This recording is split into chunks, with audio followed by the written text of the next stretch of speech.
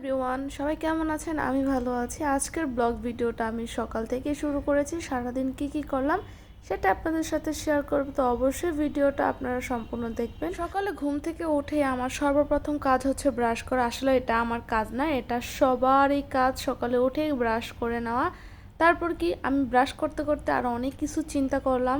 আমার মতো কি আপনারাও কি চিন্তা করেন কিনা ব্রাশ করতে করতে অবশ্যই জানাবেন। ব্রাশ শেষ করে তারপর আমি অন্য বাকি কাজে যাব। আজকে যেহেতু আমার বুয়া আসে নাই, তাই একটু কাজ করতে হবে আমাকে। এরপরে আমি বেসিনের সামনে যে ফুলের টবটা, মানে যে পয়সা পাতার টবটা রেখেছি, এটা আমি কিনেছি। কেমন হয়েছে অবশ্যই জানাবেন, আমার কাছে অনেক বেশি ভালো লেগেছে। যেহেতু আজকে আমার বুয়া আসে নাই, তো সেই ক্ষেত্রে আমারই কিন্তু সকালে ঘুম থেকে উঠে ঘরটা ঝাড়ু দিতে হয়েছে। বুয়া না আসলে ঘর ঝাড়ু আর ঘর মোছা এগুলো নিজেদেরই করতে হয়। অনেক সময় বুয়াদের একটু প্রবলেম থাকে, তো এগুলো সমস্যা না। যাই হোক, আমি ঘরের কাজ করে নিলাম।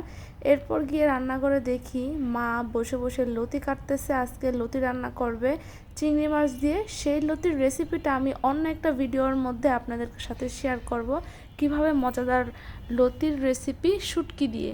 তারপর কি ফ্রিজ থেকে এতগুলো মুরগি নামিয়ে ফেললাম। এগুলো হচ্ছে আমার হাজবেন্ড নিয়ে আসছিল, রাতে ফ্রিজে ঢুকায় রাখছিলাম। সকালে এগুলো আমি নামিয়ে রাখলাম, আর নামানোর পরে এগুলো যখন বরফ ছাড়বে তখন এগুলো কেটে কেটে রেখে দেব, যতটুক প্রয়োজন অতটুক করে। তারপর আর কি এই কাজ করতে করতে এদিকে আমাদের ডালও হয়ে গেছে। ডাল রান্না করতেছিলাম, আগে ডালটা বসাই দিয়েছি, তারপর মা লতি দিয়ে শুটকি দিয়ে রান্না করার জন্য লতিগুলো ভালো করে ধুইতেছে। আমাকে ধুতে দেয় নাই, আমার হাত যদি চুলকায় এই জন্য।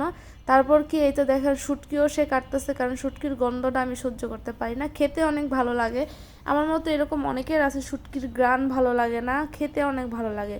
তারপর কি মুরগিগুলো কাটার চেষ্টা করতেছিলাম আমি, আমার অনেক কষ্ট হচ্ছিল। তো এগুলো আবার দেখি মা বলতেছে যে দে আমার কাছে, দে আমি কেটে দেই। তারপর আর কি এই যে দেখেন মায়ে কাটতেছে বসে বসে। তো বাজার থেকে মুরগিগুলা পরিষ্কার করে আনে, বাসায় এনে পিস করতে হয়। এই তো আর কি আমাদের যদি রোস্টের জন্য প্রয়োজন হয় ওই হিসাবে আমরা রাখি, আর মুরগির মাংসর জন্য যদি প্রয়োজন হয় মানে তরকারি, সেটা সেইভাবে রাখি। এই তো এদিক দিয়ে আমাদের লতিও কিন্তু হয়ে গেল। সেই রেসিপিটা অবশ্যই আপনাদের সাথে পরে শেয়ার করব।